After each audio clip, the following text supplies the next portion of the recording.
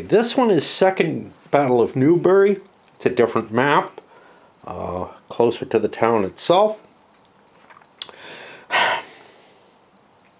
Historically, pretty much a draw, although it was a big deal that the Royalists managed to escape at all from this situation, because there's 3 parliamentary armies, 2 of them combined up here and a third one over here, that have managed to essentially encircle the Royalists. And I guess, according to the history, this was an impetus for the new model army to be created. Now, I had a lot of trouble setting this one up.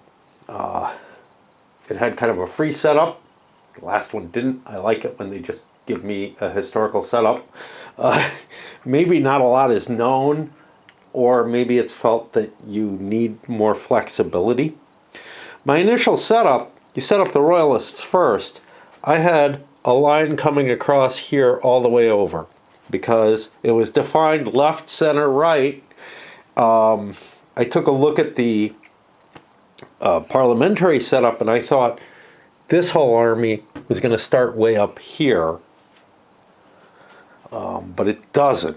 It starts in a position to start smashing across here.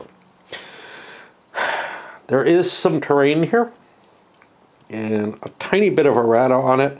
One key element is the Shaw house here is supposed to be treated as a chateau.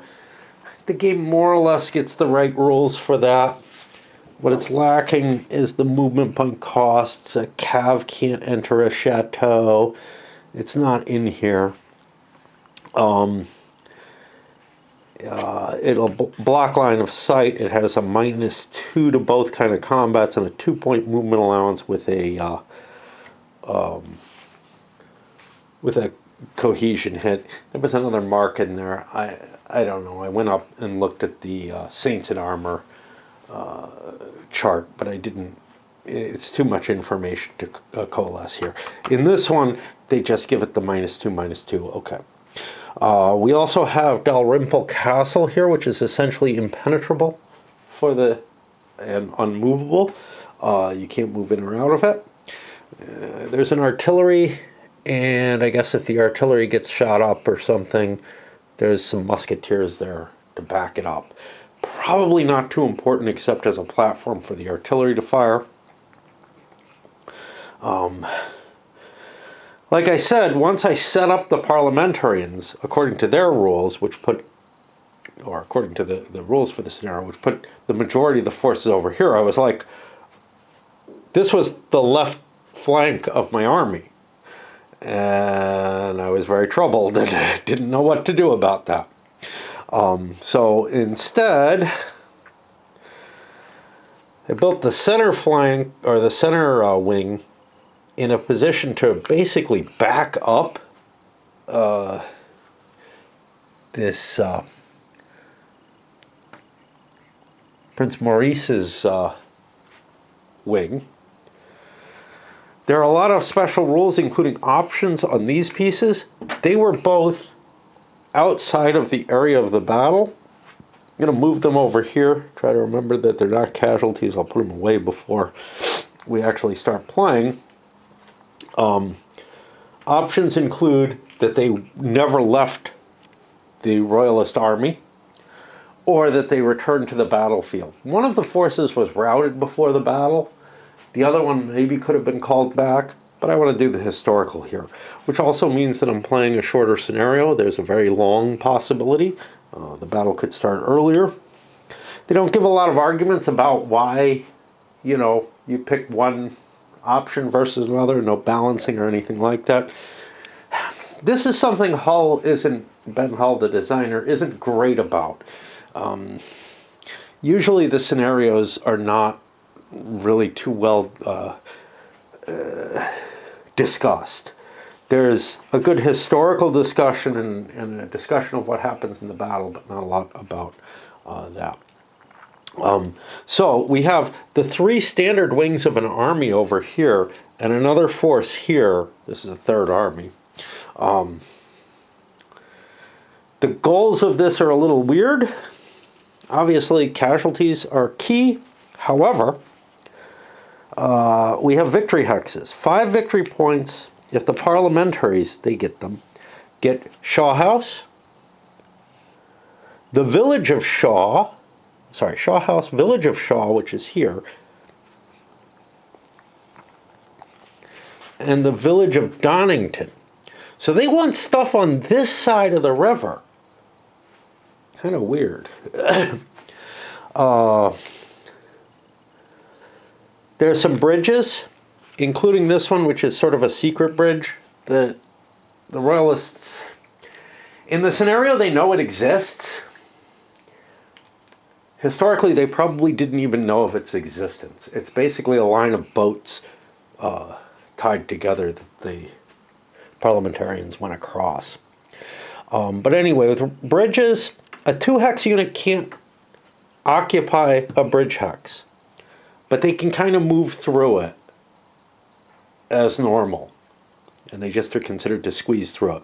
One important thing to note, that these hedge roads, they're a pain in the ass. Kind of caused this setup to be not quite what I'd like it to be. Again, terrain sucks in this game whenever you face it. It's a pain in the ass to deal with.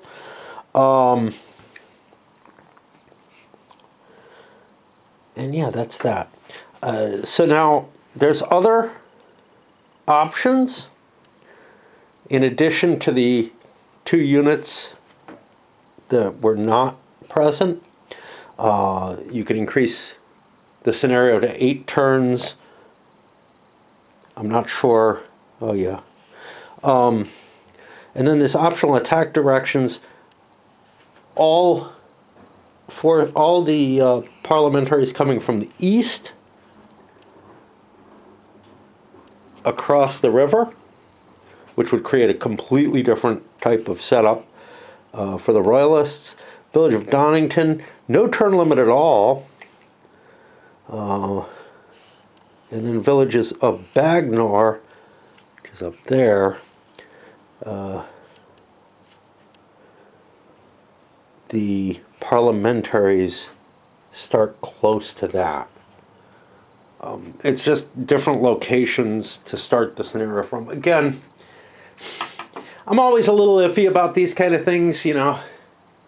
But I guess there's some historical argument for this. Maybe, again, we don't know exactly what happened, or more likely, I think this is just more some kind of masturbation, essentially.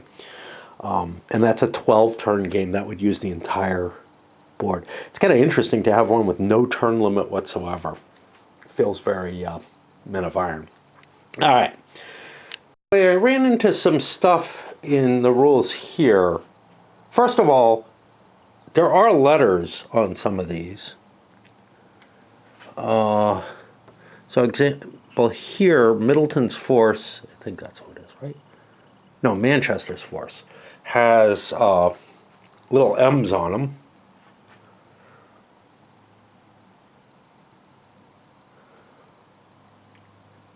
But these do not. And this is sort of the thing that's the least likely to interfere with anything else. It's just kind of weird. But also, there were some asterisks, not a lot. Let's see where they are. Oh, we're on Naseby there. Hey, we don't have much left. Just one more battle after this. Okay. These Manchester forces have an asterisk. Same regiment as Marston Moor, only units are weaker. Okay, so that would mean different counters. But then we have asterisks here for the Ironsides. These are also used in Marston Moor. But I don't think I had this with others. I remember the Edgehill and 1st Newbury shared some units. I had to dig some out between them, and those didn't have little asterisks next to them. So, I mean, I can't think of a reasonable way to sort the counters except by their values, given how the game is handling things. Anyway, I'm not going to start right away. Just don't feel up to it after the intro. In order to cross this river, you don't want to be in charge. I left myself in charge for the first move, which is fine, but it meant everything has to kind of push forward. Did some firing, managed to knock that thing out, which strengthens my position here a little bit. But just this little bit of terrain, you know, a little hill and a hedgerow, fucks things up completely. I come down off the hill, I'm formation shaken, I can no longer move. I move another, I recover the troops using the make ready. I was able to switch to that, and I can move forward again, but again I'm formation shaken by that hedgerow. And likewise this poor thing as well. I did get the cav all across. They're not in command anymore on the next move, but of course, you know, if I don't want to rally my troops, I can get them into command. I could have kept them in command with a unit up here. I didn't really want to do that. I want some room to play, to fall back, assuming that this goes forward. And again, I've got King Charles up near the front, not exactly where I want him to be. I keep getting him killed, but he can help form units and whatnot, but by doing that, I put him at risk for that big 50-point loss. Same is true. I mean, the Army Commander's 20 points. It's a big hit there as well. But yeah, you can see why I don't like terrain in this. It's just like, it feels like you can't do a damn thing, you know? And it may be accurate. I'm not disputing that. It's just annoying to only be able to move a couple of hexes and to be in bad shape after it and everything. Anyway, we'll get to another charge up here, but just moving these and also making the decision of whether or not I wanted to try to preempt. But preempting out of received charge, not easy to do. You know, and chances are that just means I don't get any continuations, and I really need them to be able to react to this situation. The next activation, it's getting dark. I want to go back out and read. Was this right wing of the main force, and they launched a cav attack and destroyed the entirety of the left wing of the Royalists. Parliamentarians have won every battle so far. And they, not entirely destroyed, there's still a heavy infantry here, and of course the artillery behind this redoubt. I don't know what the redoubt does. Is it a -2?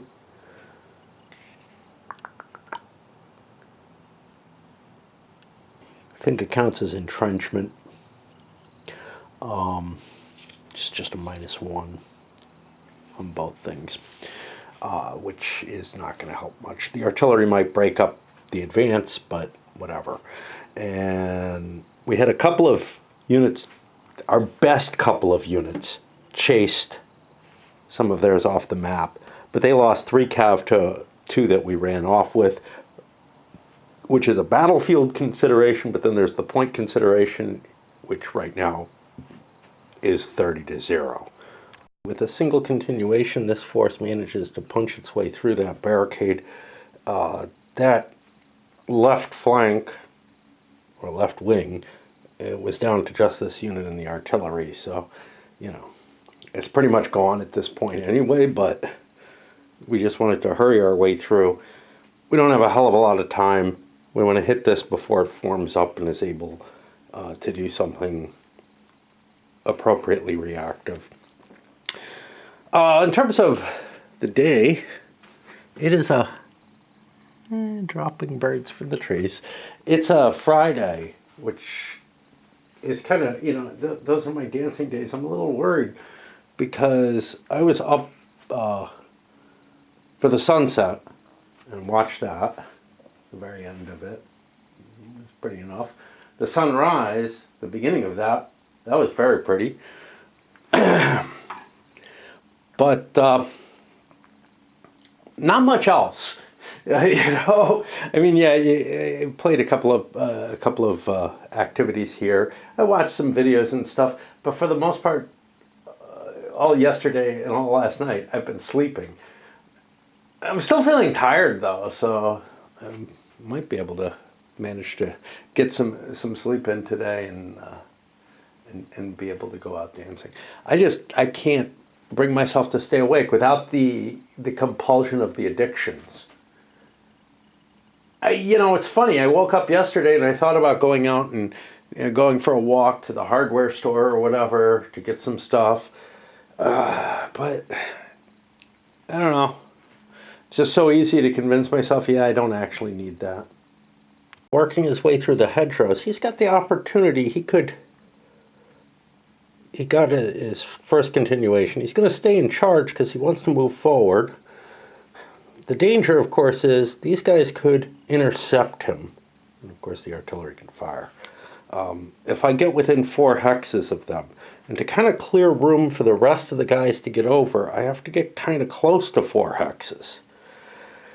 To stay away, to avoid those interceptions. Those could be kind of ugly. Yeah, it would kind of, I don't know, disorganize this force. It was all one wing, but I felt like I needed guys on both hedgerows to have a chance of defending myself, given that the enemy was coming perpendicular, perpendicular to my army, which is weird. Usually battles tend to be both sides have a battle line drawn up that's facing each other, but this scenario, no. It's just really, really hard, and the setup rules for this wing are 10 hexes of this on the south side of the river. And there's no real good clear area that I could open up for what's a cav wing, to be honest. I'm used to the center wing not being all cav. The entire Royalist force appears to be almost all cav.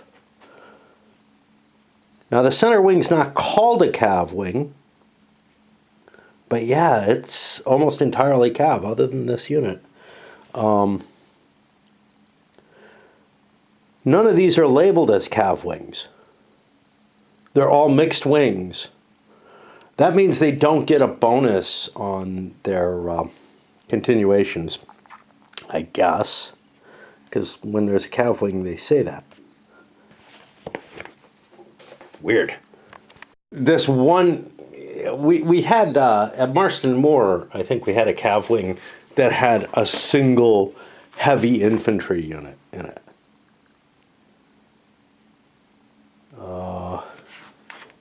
Be on the Royalist side. Yeah, the Royalist left and right wings, and this right wing had a 12-8 double unit. All 3 Royalist wings in this scenario have that. Oh, I had a fire. I guess it's not really important. I can do it when they get their shot. But that is all the parliamentarians, and now I look around, and I guess this is in make ready. Okay. Here's why I keep getting Charles killed. I'll get to it in a moment, but this force wasn't able to get out of make ready. I kind of wanted to go into charge, try to break things up, especially on this flank where Balfour or whatever is kind of weak. Over here, Cromwell, I'm going to have a hard time facing him, but I moved forward with units without risking the... might actually want to move a little bit more. I don't know. I don't want to be too dense. I moved forward to not get into interception range. But in both cases, this force is kind of weakened. This force is formation disrupted and tightly packed. It would have been really nice if I could have gotten into charge. No continuation, though. But here I got Charles running up to the front, rallying forces or reforming forces. The army commander is so valuable at, like, recovering your troops. And yeah, it doesn't have to be in the front lines, but that's where the troops that need recovering often are. And it's just, I'm trying to win the battle, not trying to win the game necessarily. And I mean, it's always a danger because the army commander is worth a couple of units. But Charles is worth 5. On the other hand, little moves like that can get you the battle. And the battle's worth more than Charles's life. The victory points in the game that you get from winning the battle are probably going to be better, especially at an early stage in the game. If you can get an advantage in the battlefield, really good things happen, right? Like the game snowballs, and Charles isn't that valuable as a leader. But just recovering a unit here, on each activation and whatever is very powerful. Now I'm going to get at least 2 more activations, so he's not in that much danger there because these guys have already gone. So a little bit of thinking, yeah, what I did was a little safer than maybe what I did in other battles, but it's so seductive to just throw your army commander in to try to recover forces wherever you can. Says it, I don't think it's legitimate for the forces up here in the castle to be put into charge command because they're not allowed to move. You'd kind of want to because it gives you the best chance of continuations. Although again, I get 1 shot with my artillery, so big deal. I'm not sure. I'm looking something up because I'm not sure I could get a continuation here. I seem to remember there was a requirement that you do something, but that may be from a different battle, a different game system. One of these systems, and I would say this one, the GBOH, or maybe the Men of Iron, has something where, and it may be on preemption type activations or something like that only, where you have to do something with a piece. I think it's a GBOH thing. If you roll to continue an action or whatever. And I'm trying to find it here. I don't see it, which means there's actually an advantage to trying to get lots of activations, which is that I can move Charles. So let me think about that a little bit. The artillery didn't do shit, of course. Funny about this battle where, like, the parliamentarians are coming here. They want to cross this river for some reason or another. Like, they've got their boats there. But their victory conditions are all based on stuff on the other side of the river in terms of terrain. But beating the army is something else. And actually, I think for the victory conditions that you're aiming for in this game, there's a fair argument to say you don't even want to fight them. Get across the river, make it really fucking hard, beat up on whatever's left here, and you can get yourself kind of a minor victory. But that's not what they were going for. Historically, they were going to destroy the army, which makes the terrain considerations kind of really iffy. Find anything in this system? I didn't look in the newer rules. Maybe they contain it, but I don't believe it's from this game. Over here, this is a weird situation. To deal with these guys, I'd love to charge. Their formation shaken. They're not in a great positioning. I could get some significant points off them. But if I charge, I don't have to worry about the musketeers. Oh yeah, I do have to worry about the musketeers, but they will just basically chase cav away or get charged. They don't particularly want to be in line. They don't want to particularly advance on the cav. This heavy unit is facing this way, which makes it really hard for it to get closer to the enemy. I don't even know if it's possible. You might have to cross the river or something to do it. with the squeeze through rolls, and getting into a village will disrupt me and everything. And then I start looking and I'm like, yeah, and then look, this one wing against what's essentially two parliamentarian armies is not likely to hold out very well. And it really won't hold out well if that cav gets up there. So looking at the overall picture, I don't know that that charge is a good idea, but this looks like such a fucking hopeless position for the Royalists. I don't know what they can do, to be honest. I really don't. They're so heavily outnumbered and outclassed, and I mean, maybe falling back across the river? I don't know. Any real clues from the description of the battle? Cromwell got kind of defeated by the hedgerows, in a way, and wasn't able to catch things, is pretty much all they say. I don't know what the Royalists are supposed to do at this point. But you know what? I think I'm going to try for that charge. Unfortunately, I'm in a received charge, which makes it unlikely, but I get it. So what you picture in your mind isn't what the game hands you, and this has nothing to do with luck, really. Coming out, had to hit hedgerows here. Not looking very good at all, but I'm thinking that a withdrawal across the river is actually the plan at this point, across the board, which is kind of why I'm doing that. We'll see what comes of it, but yeah, I'm beginning to think that I erred and should have taken, like, my better chance for the plan across the river might have been standing in a defensive position and taking these hits. But we'll see. Significantly worse when my continuation happened, but I wasn't able to get out of charge. And we're just falling apart all over here.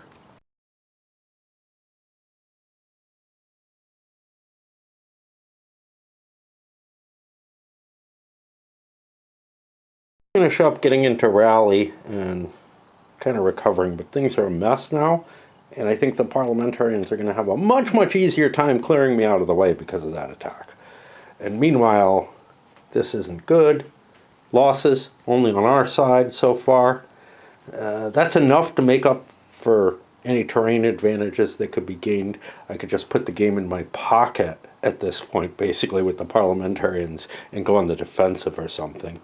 A place where victory conditions kind of don't make sense. The parliamentarians are not in this battle to win a minor victory. They have gathered 3 armies to surround the Royalists and destroy their army. So it makes absolutely no sense to play the game, you know, on a win-loss basis. It's on a how much can I win. Anyway, we got to make a check for whoever the hell that is and figure out where he goes. Ooh, he is going to show up next turn, but we get a colonel this turn for whoever it is, and I think it's Maurice up there, right? Yeah. Stupid little break there because I got hit with the date time thing. My battery ran out after doing another video. So on the next turn, stayed in charge here intentionally so that I could fire, and that was successful. I broke the last of the colonel's units and then advanced in, took the guns, pushed forward, didn't get a continuation. That's fine.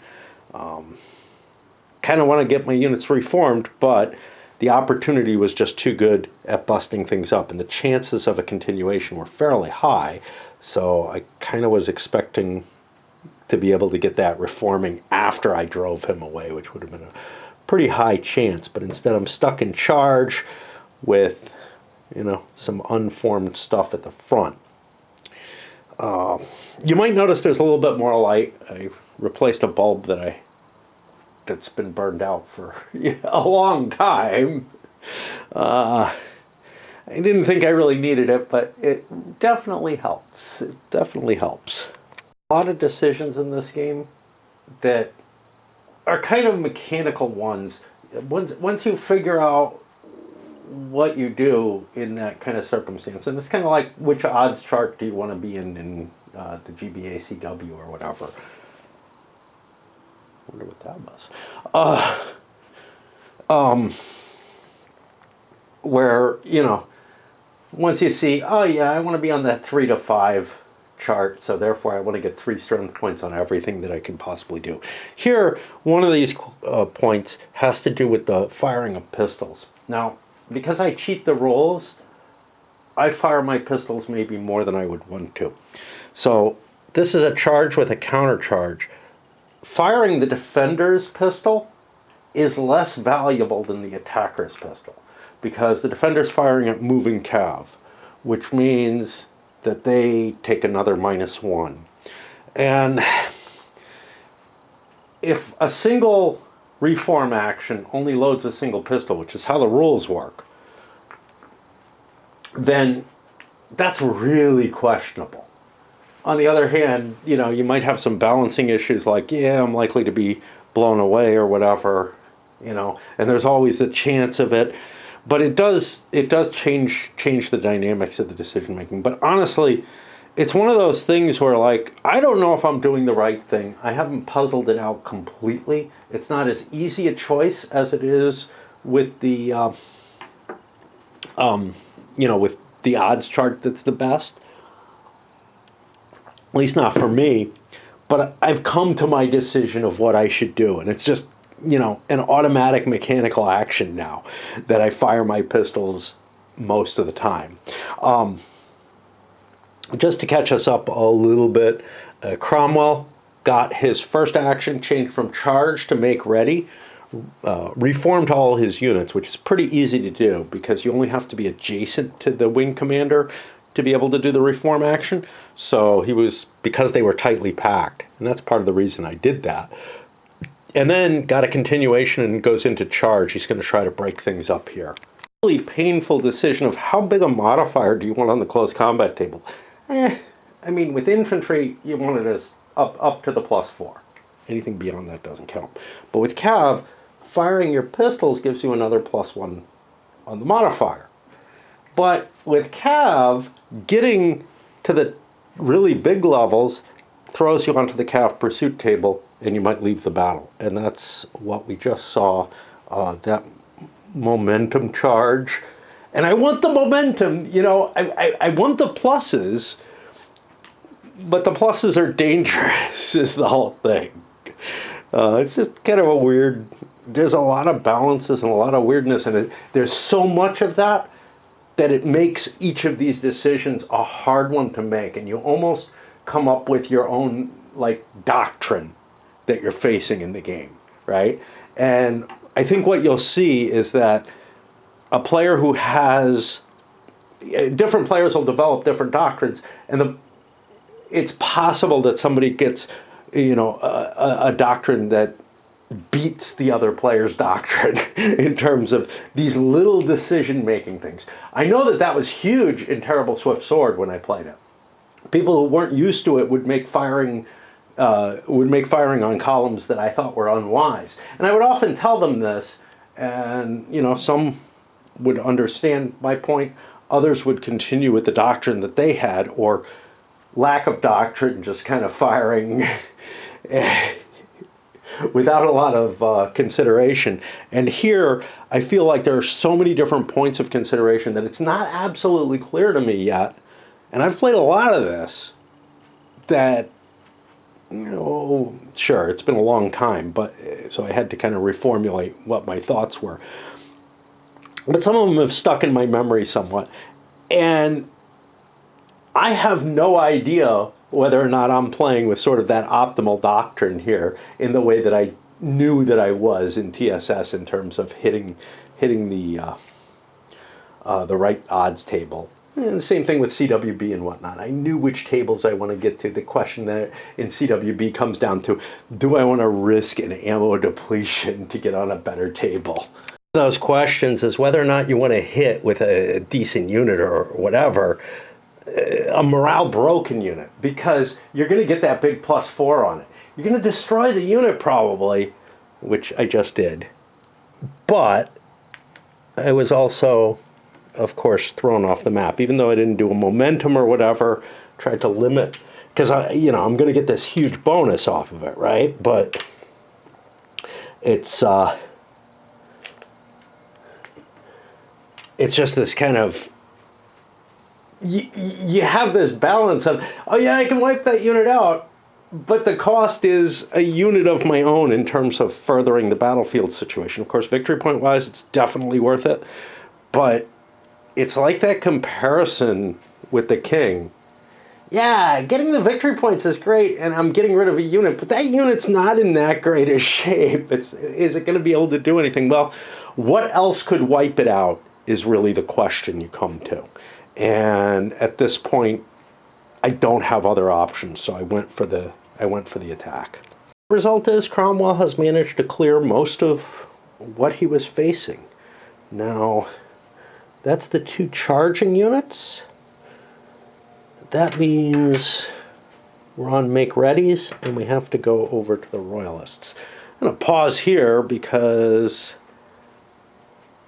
I don't know what the hell to do with the Royalists. I mean, they're just in so much trouble. Like, I feel like this is a really hard scenario for them, especially because like their setup is forced into a situation where they're not really deployed properly. They're not deployed to face the main army. They've got something over here. I don't know which way things are going. That attack was horrible. I would have been so much better off defending there. That's going to go badly. But the other side of it is this main army is just clearing the Royalist army out of the way. This is the first battle where I really feel like it feels more unbalanced than any other, and this is the one that ended up in a draw, essentially. Problem with the period. If I had the option, what I want to do is I want to cross this river, but these formations just aren't really capable of it. The idea of trying to counter march. Think of this in an American Civil War type situation. We would just kind of pull back and form a little bridgehead or whatever and start trickling troops through. There's just no way I can maneuver these kind of troops in that way. Especially when I'm looking at crossing a couple of these hedgerows, it's just going to break me into nothing. I guess I could open order it. Like if I get out of here, I don't know. The problem is,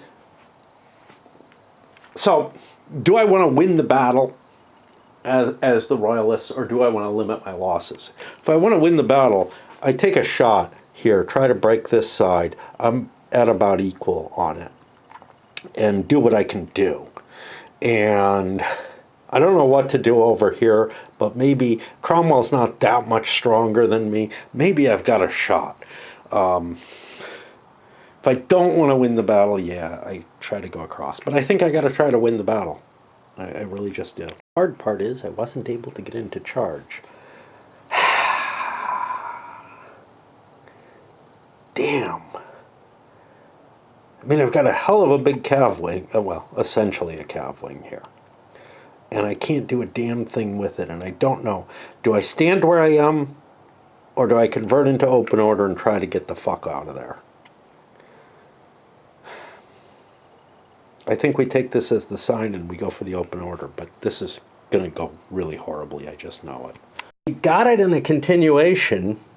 I mean, we tried it and went for a continuation, got 1. We're moving as fast as we can. I don't think it's going to be good, but we shall see. At least I'm trying to, like, again, the question is, am I trying to win the battle or am I trying to save my army is really what it comes down to, because this is a battle that doesn't look all that good, but it was still possible to maybe beat their cav. They have this huge infantry center, though, that I have nothing to match.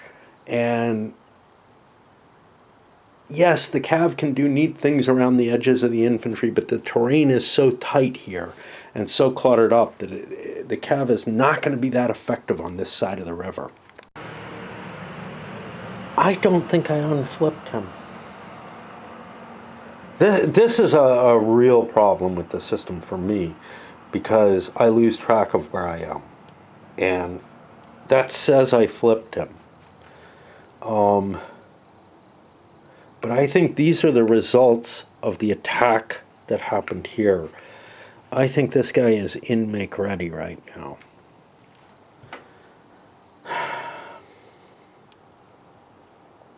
Because my charges came from over there. I had to do them all. And now I think that I'm in a make ready here. And that's what I was counting on, and I saw him finished. But I'm going to leave it like that. I think I want to get into receive charge, so I can try to recover everybody. This unit, I think, can't ever move again except to go back. I think I fucked up by getting where I was. It took a lot of work to get there, too, and I think I cheated.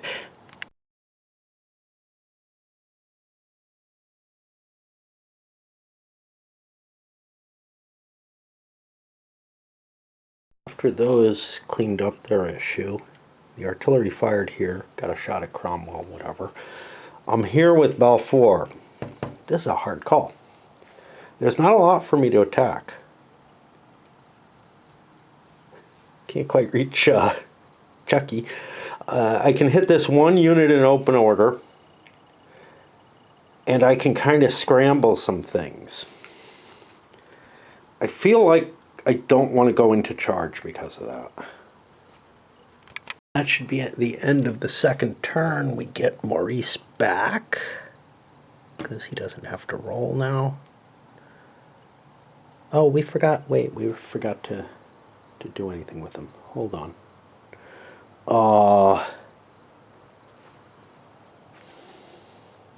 Receive charge is fine. So we will stay and receive charge and get rid of this. That gives us this.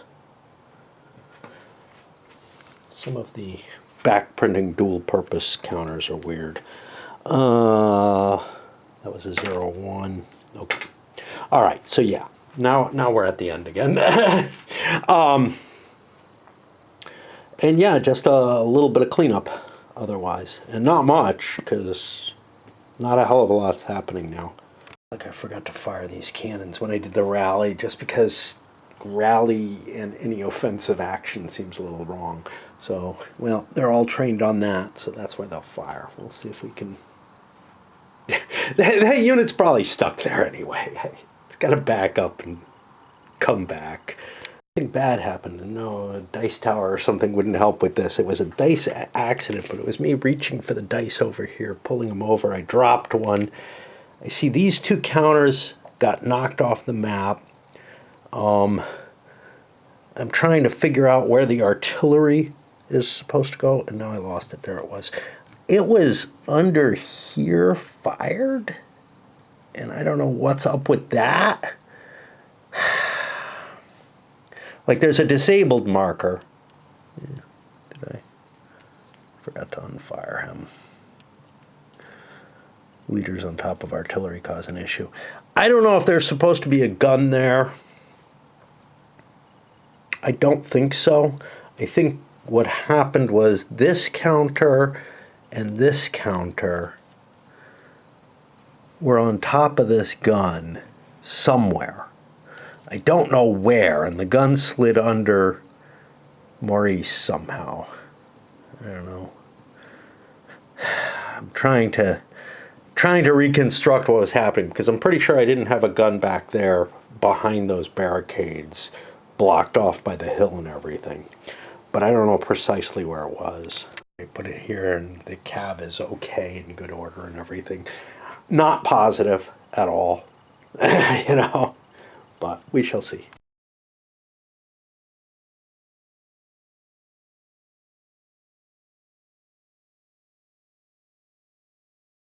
decide which one of these two wings to activate. I don't know how much difference it makes. Cromwell does not want to hit heavy infantry with his cav. Unless I hit from behind, it's just not going to work.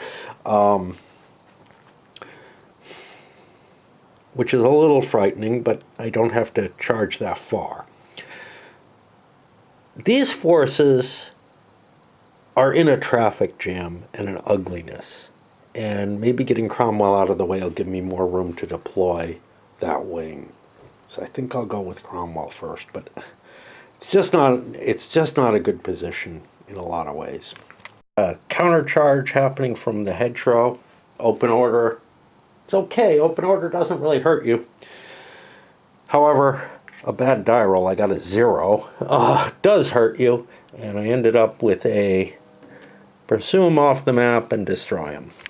Because it feels like you win so big when you get, you know, the big hit, right? And then you find out, no, it's just a draw. It's just a wash in terms of forces on the board. That change, especially with Waller stacked with Cromwell, it's actually automatic to drop it to make ready, but getting the continuation. But it's a cav wing. It's got easy chances. I basically spend the rest of the time reordering my forces. Able to get out of charge twice now, I think. I don't know. But we did manage to get rid of Maurice's remaining unit. He'll have to make a survival check. I might as well make it now. It doesn't really have an effect because he's got no troops he can come back to. So let me just get that there. He got a 2, that'll be an elimination, so that's another, 10 point, or 20, yeah, 10 point unit gone, I think. But this is really an ugly mess going on here. Let's see if we get a continuation. I'm at -3, -2, which gives me a 5. So we do not get the continuation, and therefore no chance to try to fix that situation easily. Although, even when this wing operates, Waller can go around and try to repair some of this damage. Oh, boy. And then advancing through the hedgerows and everything, that's going to stop me again if I don't reform several turns to get myself into good order and open order, basically. Plus, we got units facing different directions.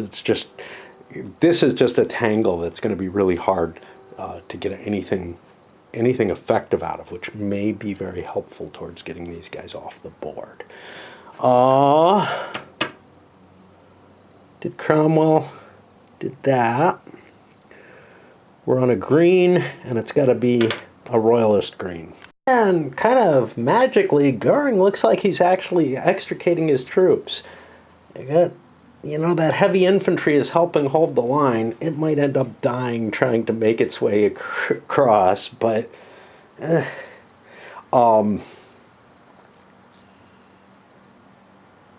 got some way up here, which maybe if I counted my forces I wouldn't want to do, because having him in command seems like a good idea. That is going to put me on ball 4. 4 screens his troops behind this hedgerow so the artillery can't do anything. I'm going to come in from behind or something. I don't know. Wow. That puts me on... There are no more make-readies. So we're going to be on the blue gun here. Do this. There's a weird little rule that shows up, at least in Saints in Armor. I don't know where it starts. The game is complex enough. It doesn't need this. It is not in the original rules, but Cav can dance away from artillery fire. I hate this because it's like they can try to avoid their formation hit by shifting laterally. I don't think I'd do it anyway, but I wanted to look it up because I knew it existed, and right now this artillery is firing down this line. Something A friend of mine, I don't know where he picked it up, but somewhere or another, he got the line, "Ninja Sminja, you can't dodge bullets," and the Cav here can. It makes sense with this distance with artillery fire, to be honest. It wouldn't make sense if it was close in artillery fire, particularly.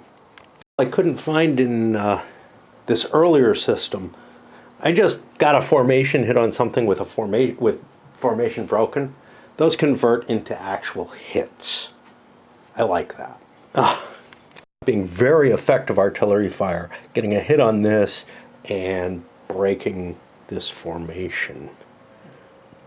Where does that put us? Yeah, I wasn't planning on spending that much time on the artillery. He usually doesn't do shit up there, but he got his hit in this time. That'll put us over to. Did I forget to flip him again? Feels like it. He sure the hell wasn't in charge. I don't know. He's off in that corner and hard to pay attention to. Things happen. We push in here and took out the heavy infantry unit that was there, but we also took out the guns that were behind the river, and it looks like we're cleaning up this wing as well. I think this battle is an absolute blowout. I don't know how you can not have a blowout with it, to be honest. I mean, it's always a chance. But yeah, it just doesn't feel like you can get the historical difficulty that the parliamentarians had with it under the system. I get a continuation chance. This is, I think, my second continuation, if I get it. So we're in charge now. That puts me to a 3. We don't get it. And yeah, but we've cleared a lot of problems. Of course, these guys want to stay behind the river. They want to hold the locations. This is what's important in terms of terrain, for whatever reason. I'm not sure how much terrain matters. This is a battle that the parliamentarians are trying to destroy the royalist army, and that's all that's happening. But anyhow, that was this wing. What do we have left? We have a rally here, and Waller is not the commander here. That should be all we have left. Don't know that we need rally. Boy, we lost the battle we wanted to win here, a flank attack on this thing. We did not launch an attack there. If it had given us another flank, we would have, which would be bad. That puts us with a make ready to check on at -1. I think this is the first one, so I get another chance to make ready at least. Be the end of the line for this turn. I really ought to stop playing. Part of the problem, it's weird, when I woke up like 6 in the morning or whatever, I was still tired. First couple hours felt like I could go back to sleep, but it didn't make a lot of sense. I wanted to get to about noon or so. Now I'm beginning to feel really awake. Maybe it's all that coffee. And that's not good at all, because like I really shouldn't go dancing if I'm like not able to get a couple hours more sleep in. You know, the whole sleep thing didn't work. It's like 2 o'clock now. I don't know. Spent the last 2 or 3 hours trying to snooze, and so we'll go to the next turn and see what we do. I got 2 units in charge right now.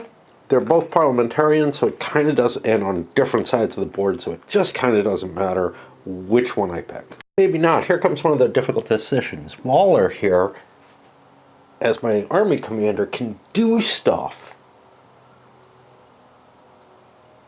Now, he'll be able to do stuff no matter what, but he can do stuff while other forces are being commanded. I think that actually means it's to my advantage to activate this, because right now there's a problem unit or two, and I might be able to get my charge moving or something. I don't know, because I kind of have to get into open order to deal with these hedges before I move, and that'll give me a chance with these other two wings to use him after I move. This butthead in the corner didn't get flipped over. I really think I did it right last time.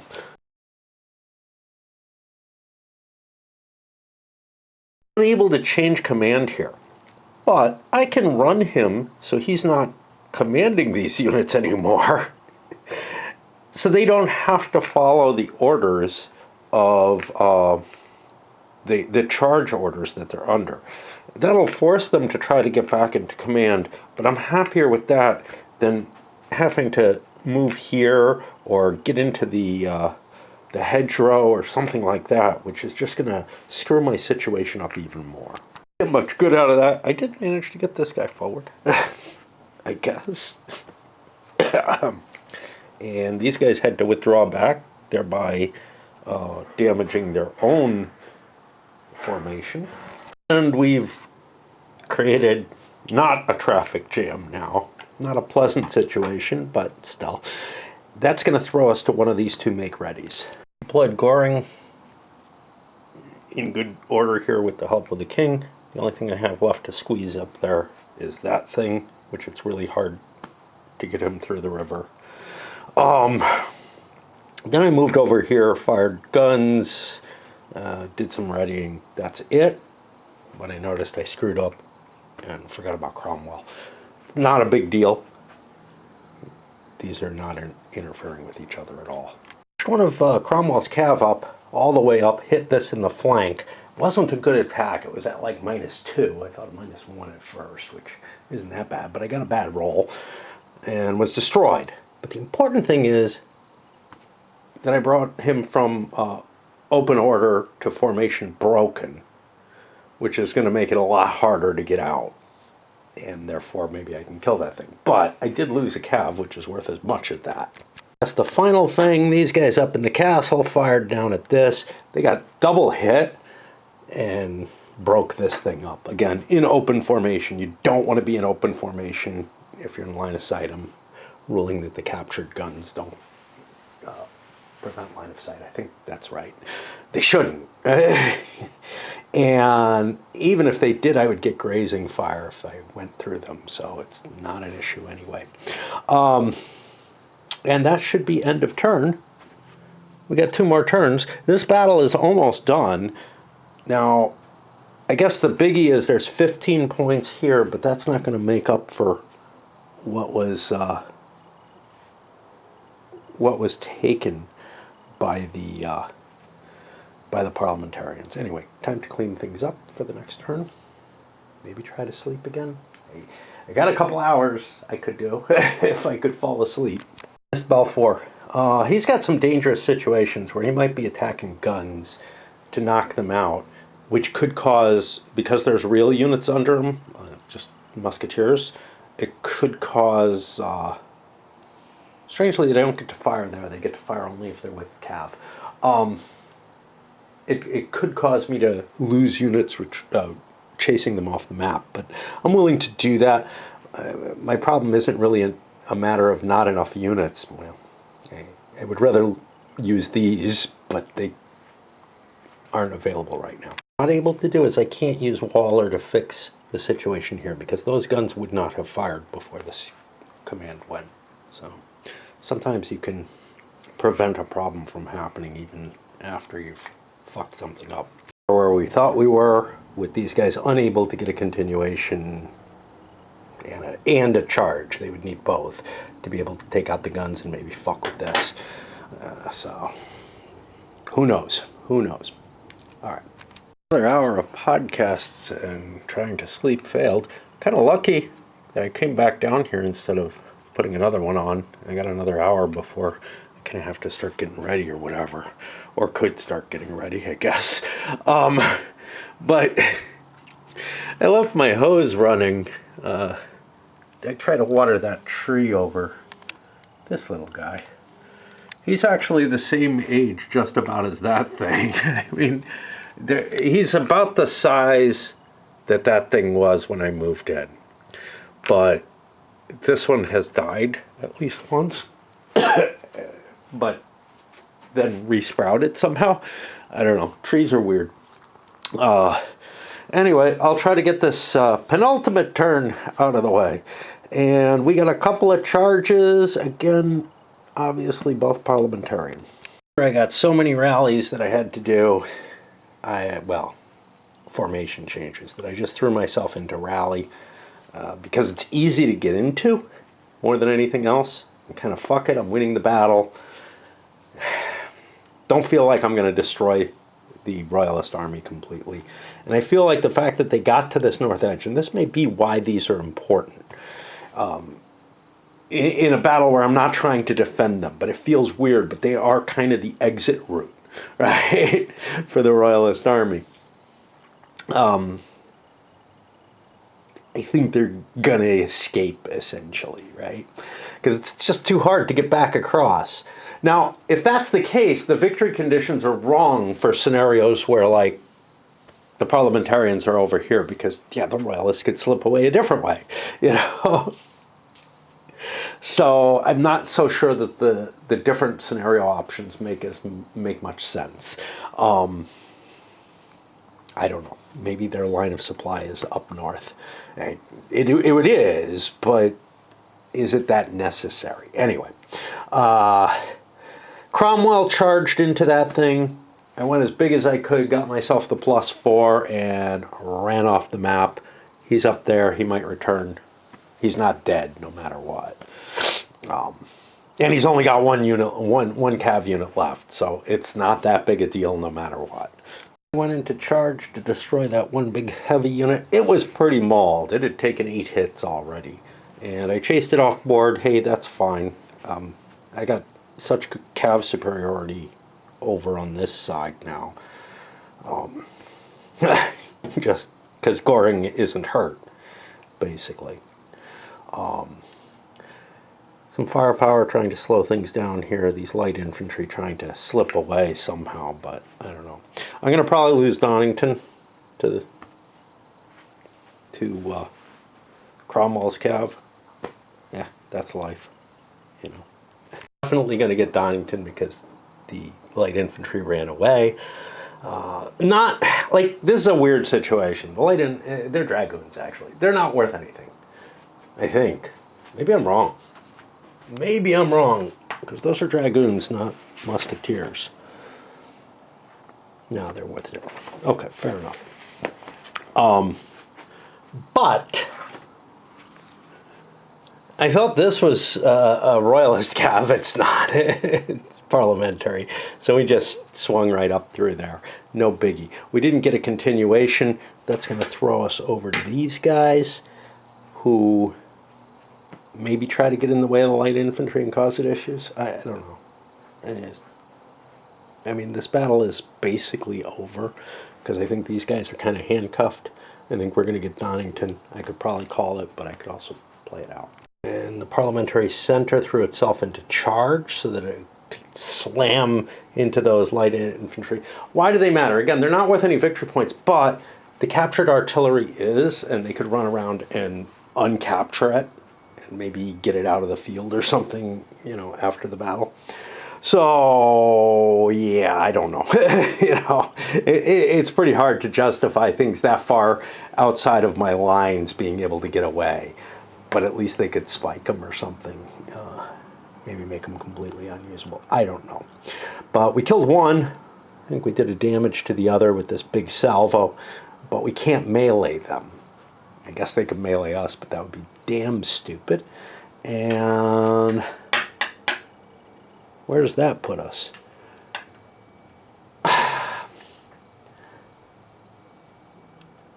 Well, this guy didn't go. That's these and this. Things are kind of tangled up. I got a musketeer. I got a bunch of musketeers over on this right flank, and no cav to support them. Yeah, they should have gone earlier, I think. I'm not sure. I'm not sure what the situation here was, but I think these guys were both in make ready. But again, it doesn't really matter. It's like there's two separate fights going on. Continuation down here. This gun's not able to hit anything anymore. I mean, I don't know. I might be able to shoot those guns, but fuck it. The chance is just about none. I'm thinking we can call it here because we know the outcome there. This is not going to be able to take any of that. There's some possibility for some damage against these guys. It's just not very close, though. So what we're looking at is 10, 20, 30, 40, 50, 60, 70, 80, 90, 10, 20, 30, 40, 50. That's a 40-point difference. We get 5 more for these, or 5 off, sorry. So that drops it to 35 because he's got 1 and they've got this one. And, you know, I mean, yeah, I haven't taken this hex, but I will. So it's 35 points in favor of the parliamentary right now. And then guns. And those guns are going to make it, I don't remember what they're worth.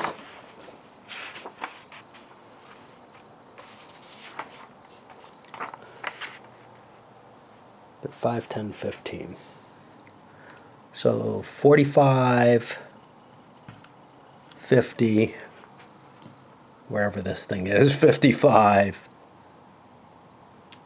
65. It's like an 80-point difference. And it's not going to change by much. Again, maybe I can kill this off, drop it to a 70. That's about it. And yeah, I just don't see it being worth fighting it out under those cases. Given that this lets me load it up on Friday, I think it's worth passing on that last turn. We could see what's up with Cromwell, but it's only really a question of, does he show up on the board or back there? He's not hurt. He just went running away. Yeah, and, you know, there's no fight left here. Yeah, there's this. It's not going to do anything. Because Cav isn't even going to chase it off, although it could. And Cav could definitely chase it down. And this fight, there's just not enough time to come crushing through and fight through this terrain. And there aren't enough points here to make up for it. Even if I could take it all, there's just not enough. So yeah, let's call it here. I think it's getting towards dusk, and we're at a point where there's not really any forces committed to each other. Or is it getting towards? Yeah, it's probably getting close to dusk. I mean, it's October. It's getting pretty dark by then. But it's also not daylight savings because that didn't exist yet. So yeah, there might be a little bit more time than one would think towards the end of the day. But whatever. I think this is a good point to call it. It was an interesting battle. It turned out total blowout. Total blowout. I really don't think I see the Royalists being able to... Like, the Royalists must have gotten incredibly lucky in order to get out of this situation. And the other situations give it more playtime and stuff, which is kind of what the parliamentarians need.